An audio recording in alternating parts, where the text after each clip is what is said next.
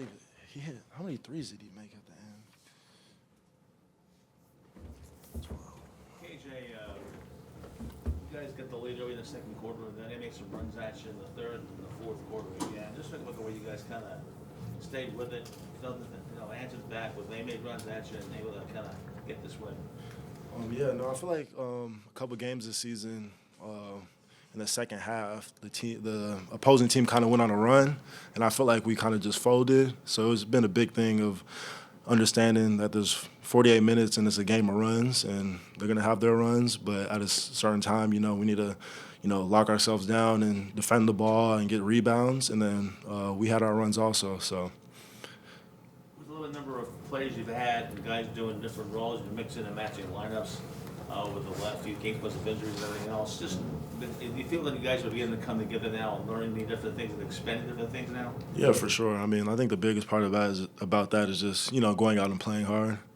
I feel like if you go out and play hard and, you be in the right spot defensively, offensively, you understand what you're doing, whatever plays we're running, I think everything can take care of itself. So I feel like the last, couple games, probably like 3-4 games, we actually went out and, left it all on the table so we could kind of live with those results. KJ, you talked in training camp about you were working on your shot in the summer. It was as basic as get down in the paint, form shooting. I guess how gratifying has it been for you not just to make some shots but also have that open up other stuff for you inside? Yeah, no, I mean, it's helped a lot. I mean, I put a lot of time into it. And me putting in the work versus me actually, having the confidence, those are like two different things, but I have the confidence, to understand the work I put in. And so each night I just try to go out and play as hard as I possibly can, play at a high level, and have my teammates back. So, I mean, I feel like that's why I've been successful, just trying to get my teammates open, being a major voice on the defensive end, and kind of just living with those results. You scored the most points that you have since you came to Philadelphia tonight with 20. How do you feel that kind of a game that you had tonight can impact that confidence you were just speaking of? It helps a lot. I mean, it helps a lot. I try not to get, too high or too low. I just kind of try to stay, level. But, no, it feels good to, go out and play well and most of all really get a win. That's the biggest thing, just going out and doing whatever it takes to win the game.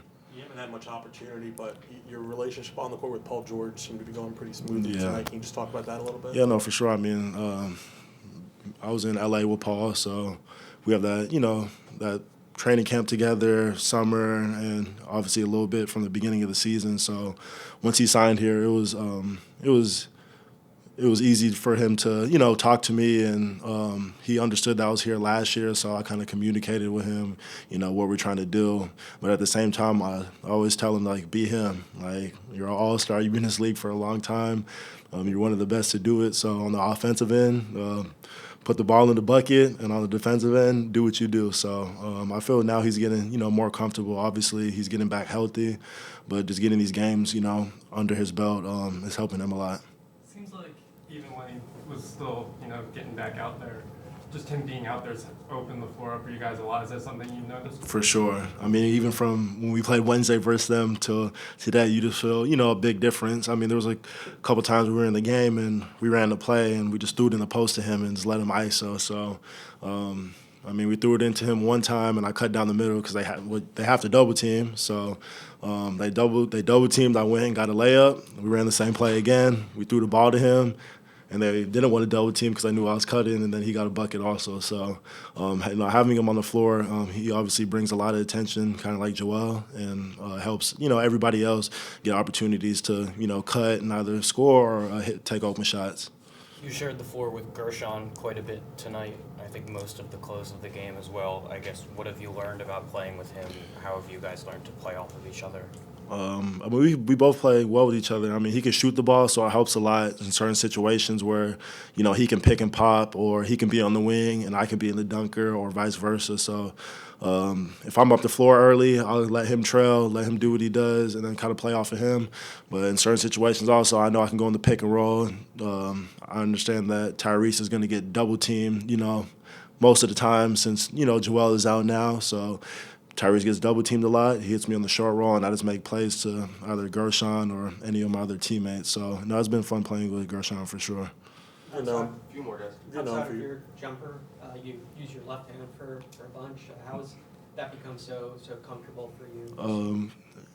I don't know. I mean, I throw like if I throw a baseball, I throw with my left hand. If I throw a football, left hand, and I kick with my left foot.